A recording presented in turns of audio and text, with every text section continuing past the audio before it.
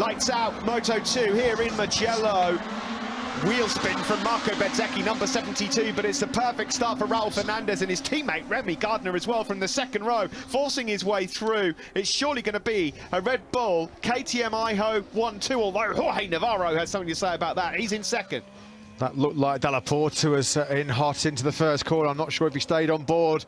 No, he didn't. I'm afraid it's an early exit for Lorenzo Dalla Porta from a career best Moto 2 qualifying. Disappointment for him. Marco Bezzecchi, as Steve mentioned, really lit up that rear tyre. Off the line, smoke billowing off that Dunlop rear. He managed to gather it all back up, and he's still inside that top 6 or 7 places on lap 1. Fernandez leads from Gardner. Great start for Tony Arbolino.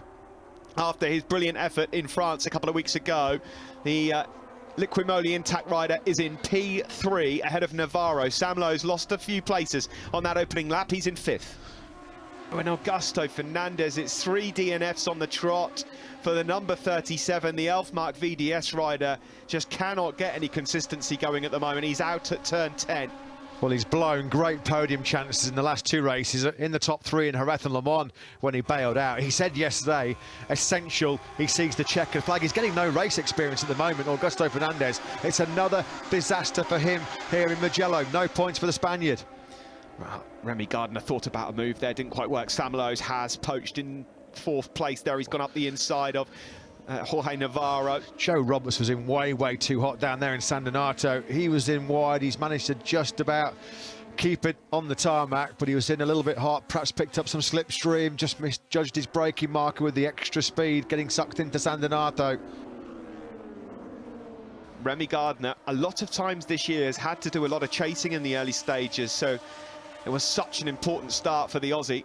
Sam Lowe's looks like he's about ready to try and find his way through on Italian Arbolino. He can see the 2 Red Bull KTM Iho riders peeling away here. Yeah, he's not going to want to mess around too much longer to try and find a way through on Arbolino. Not an easy task passing Arbolino, given despite his lack of experience in Moto 2. Can Lowe's pick up the slipstream and find a way through in the braking zone over the crest down the hill into San Donato? It's got to be now, really, with those 2 Red Bull KTM Iho bikes getting away from him. Yes, Sam Lowe's does indeed make the move, and he makes it a clean one. He makes it stick just at the time he had to, really, because he could see Fernandez and Gardner were just taking out meters on Arbolino.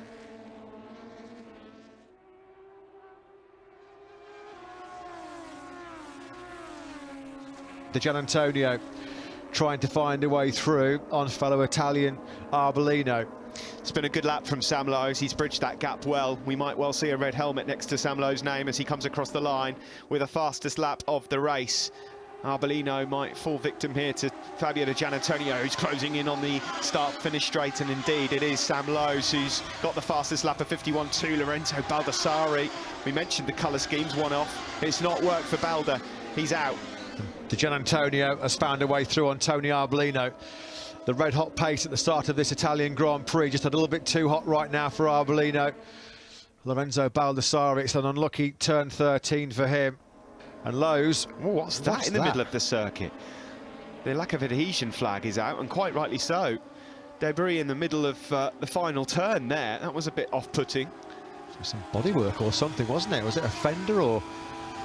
Not sure what that was at all.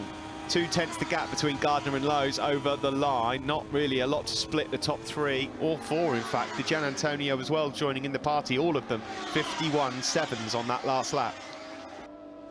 Sam Lowe's looks like in half of this lap he's got the speed over Remy, but finding a way past Remy Gardner is not an easy task.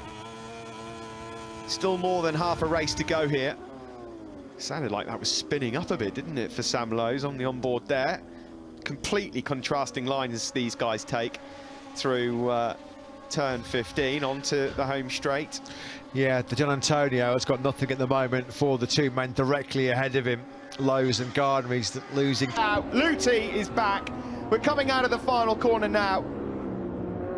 Marcel Schrotter's going to make it a Dynavolt Intact 1-2. Outstanding performance by the old dog, Tom Luthi. He wins here in Austin.